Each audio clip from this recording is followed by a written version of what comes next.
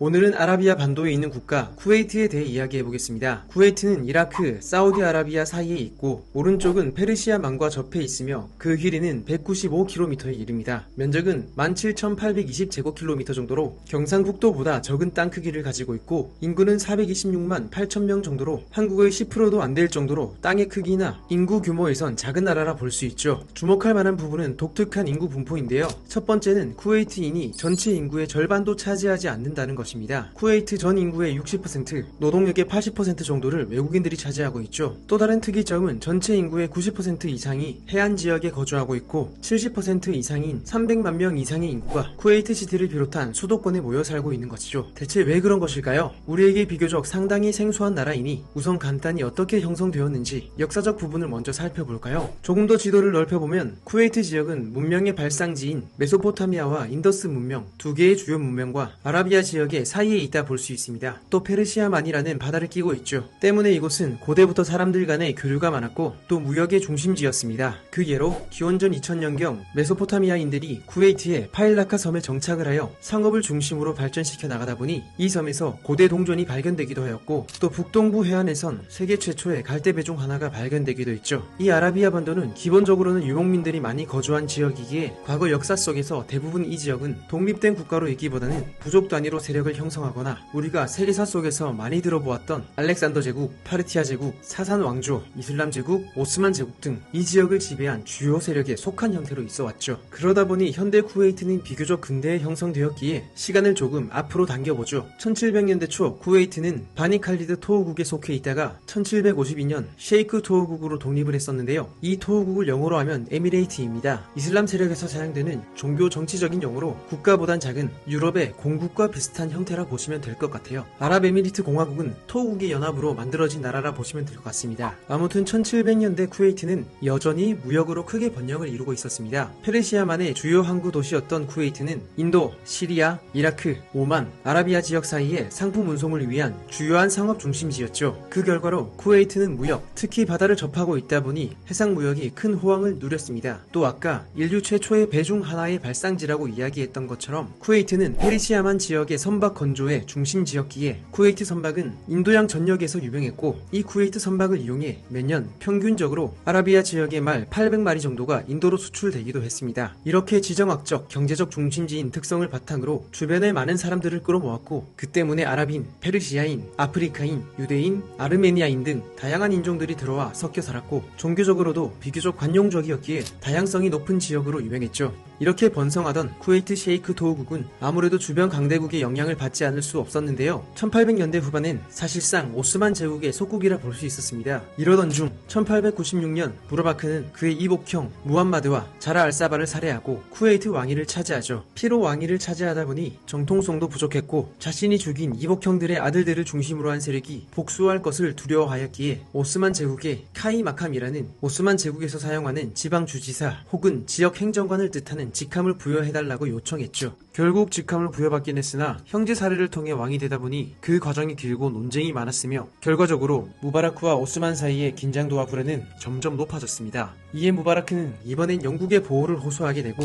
1899년 영국 쿠웨이트 비밀협정을 서명하며 쿠웨이트는 영국의 보호령에 들어가게 됩니다. 이에 쿠웨이트는 영국을 제외한 다른 외국 세력을 받아들이지 않고 어떤 부분에 대해서도 영국의 사전 동의 없이 외국 정부나 시민에게 판매, 임대, 양도 등을 하는 것을 금지하기로 합의했죠. 대신 영국은 셰이크국에 매년 재정적 지원을 하고 영국의 영토를 보호하기로 약속하죠. 결과적으로 이 협정으로 인해 쿠웨이트 외교 정책에 대한 영국의 통제권이 생기게 되었지만 당장의 위기는 모면할 수 있었죠. 이런 가운데서도 계속 번영을 누려왔었지만 1900년대에 들어서며 쿠웨이트 경제에도 변화가 생기게 됩니다. 우선 1차 세계대전에서 영국이 속한 연합군이 승리를 하고 오스만 제국이 속한 동맹국은 패배를 하게 됩니다. 당연히 이 아라비아 반도에서의 오스만 제국의 힘과 영향력이 약해지고 권력의 공백이 생기게 되었죠. 그에 따라 쿠웨이트와 사우디 세력 간에 국경을 두고 다툰 쿠웨이트 네지드 전쟁이 1919년 20년 사이에 있었습니다. 결과적으로 사우디 국가의 네지드 하사 도우국이 승리를 하게 되고 1913년 영국 오스만 협약에 따라 쿠웨이트 남쪽에 마니파까지 확장되었던 쿠웨이트의 국경은 현재 국경의 형태로 다시 줄었고 사우디는 1923년부터 37년까지 쿠웨이트에 대한 무역 봉쇄를 실시하였죠. 당시 무역의 중요성이 큰 쿠웨이트엔 큰 피해였죠. 이어서 1929년경부터 시작된 대공황도 쿠웨이트 경제에 부정적 영향을 주었죠. 또 당시 쿠웨이트의 진주 산업은 세계 진주 명품 시장을 주도하며 유럽 부유층들의 수요를 채워주는 주요 산업이었습니다. 그런데 세계 경제가 불황을 맞다 보니 진주 같은 사치품에 대한 수요가 줄어든 데다 1916년 일본에서 양식 진주 산업에 대한 특허까지 받게 되는데요. 일본은 조금이라도 흠이 있는 진주는 없애버리며 품질 관리를 해나갔고 쿠웨이트 진주 산업은 더욱 붕괴되어 갔습니다. 이제 쿠웨이트는 돈이 없다 보니 새로운 돌파구가 필요했는데 그게 바로 석유였습니다. 1930년대 주변 지역에서 석유들이 발견되는 모습을 보고 당시 쿠웨이트의 아마드 국왕은 석유 개발에 관심을 보이고 있는 미국과 영국을 끌어들여 영국의 BP와 미국의 걸프 오일의 합작 회사인 쿠웨이트 오일 컴퍼니를 만들고 쿠웨이트 석유 개발을 추진하게 되죠. 쿠웨이트는 75년간 석유 개발을 허용하는 대가로 일정한 금액을 받았고 석유 탐사를 시작한 지 3년 후인 1938년에 석유가 발견되며 쿠웨이트는 산유국에 들어서게 됩니다. 이렇게 쿠웨이트는 세계에서 손꼽는 석유 생산국이 되며 다시 부국이 되고 현재는 1인당 GDP 4만 달러가 넘는 상당한 경쟁력을 갖춘 국가가 되었죠. 그리고 1961년 6월 19일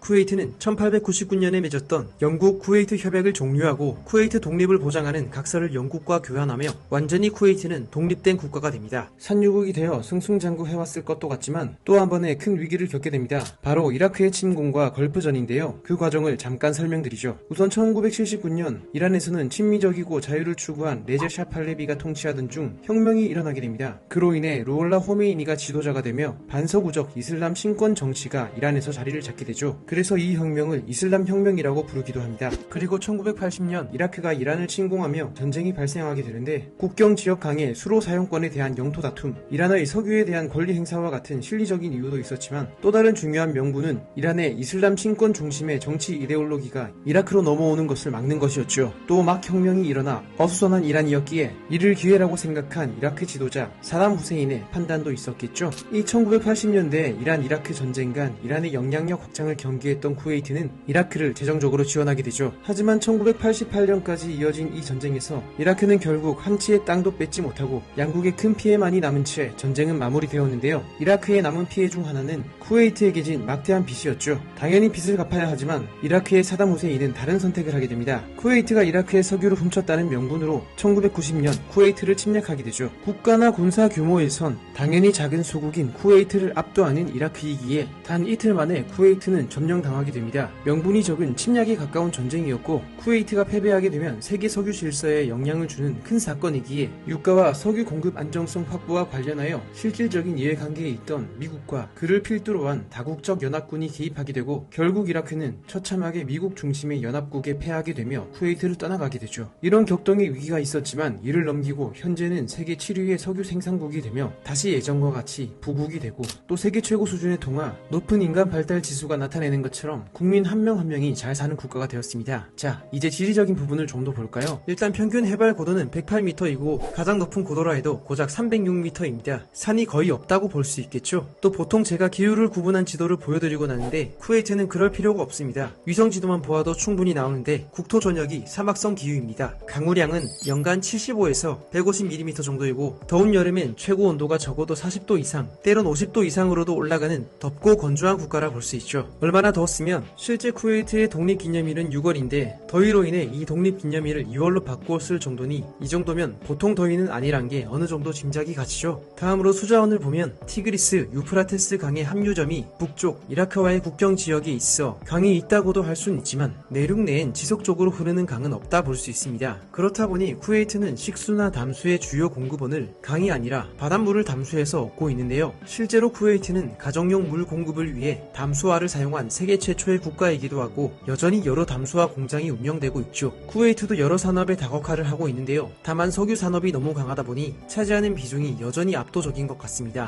2019년 주요 수출 품목을 보시면 대부분 석유 관련 품목이고 항공기 및 우주선, 유기화학물질, 플라스틱, 철, 광물 등이 있죠. 또 사막이라고 농업이 아예 없는 것은 아닙니다. 식량 자급률은 채소 50%, 육류 40%, 과일 25% 정도로 농업 생산이 어느 정도 이루어지고 있죠. 사막이라서 농업이 불가능할 당연할 것이라 생각하실 수도 있지만 알자라 지역 쪽에 몇몇 농장들이 있습니다. 다만 우리가 아는 자연적인 형태보단 보시는 것처럼 조금은 인공적인 형태이긴 하지만요. 아무래도 물과 경작 가능한 토지가 적다 보니 농업 확대엔 어려움이 있는 것 같고 대신 수경재배나 관리형 농장을 통해 여러 재배 실험을 하며 농업을 일구어 나가고 있죠. 또 2019년에 여행 및 관광 GDP 부분에서 세계에서 가장 빠른 성장률을 보일 정도로 관광산업도 주요 수입원이 되고 있습니다. 알 샤이드 공원, 알 함라타워, 셰이크 자베르 알 아마드 문화센터, 알 살람 궁전 등 여러 관광지들이 있죠. 이렇게 역사, 지리, 기후, 인구 등에 대한 여러 부분들을 말씀드렸는데 이런 부분을 모두 종합하시면 수도인 쿠웨이트 시티를 중심으로 인구가 모이는 것이 이해가 되실 겁니다. 기본적으로 사막 지형인데 쿠웨이트 시티 쪽이 항구 도시로 고대부터 주요한 해상 무역의 중심이었고 주요한 산업들도 진주 채취나 선박 건조 같은 바다를 끼고 하는 산업이었죠. 또 아무리 특정 지역에 기름이 난다고 해도 대규모 인구를 부양할 수 있는 산업은 아니다 보니 내륙의 사막 지역은 비교적 개발되지 못했고 당연히 인구는 해안 지역, 특히 주요 산업과 일자리의 기회, 주거 지역이 조성된 수도 근처에 몰리는 현상이 나타나게 된 것입니다. 그리고 또 다른 인구적 특징은 외국인이 전체 인구의 60-70% 정도를 차지한다는 것인데요. 대체 왜 그럴까요? 쿠웨이트는 산유국으로 국가는 부유하나 계속 국가를 발전시키고 사회를 유지하기 위해선 많은 노동력이 필요합니다. 하지만 앞서 말씀드린 것과 같이 쿠웨이트의 인구는 적은 편이죠. 이 작은 국가에 고층 건물을 만들고 도로나 건물을 청소하고 가사나 정원 관리, 식당, 종업원 등 노동력이 필요한 여러 가지 일들이 많을 것이고 그렇기에 쿠웨이트는 외국인 노동자를 적극적으로 받아들이게 되는 것이죠. 외국인들도 돈을 벌 수 있는 부자 나라이니 큰 메리트를 느끼고 일하러 오는 것입니다. 이런 이유로 외국인들이 많은 것이죠. 다만 외국인들이 부동산이나 사업을 소유하거나 귀화나 영주권 취득, 운전면허 취득 등 영구 거주와 관련된 부분에 있어선 외국인들에게 거의 개방하지 않는다고 하네요. 또 교육, 관광, 보건, 인프라 이용 등 생활적인 부분에 있어서도 자국인과 외국인 간 차별적인 부분이 상당히 존재하죠. 역사를 보셔서 아시다시피 쿠웨이트는 여러 나라와 민족, 다양한 인종의 사람들이 모이고 교류했던 지역이었는데 이제는 특히 산유국이 된 이후에는 쿠웨이트인들이 중심이 된 배타성이 다소 과거보다 강해진 나라가 된 것 같습니다. 하지만 현실적으로 쿠웨이트인의 입장에선 외국인들과 똑같이 모든 것을 나누고 싶진 않겠죠. 다만 대부분의 나라처럼 소수가 아니라 절반 이상의 대다수의 인구가 외국인이다 보니 외국인에 대한 차별이나 인권의 문제가 더욱 크게 다루어지는 것 같습니다. 오늘의 영상으로 아라비아 반도의 독특한 인구 분포를 보이는 쿠웨이트를 이해하시는데 도움 되셨으면 좋겠네요. 시청 고맙습니다.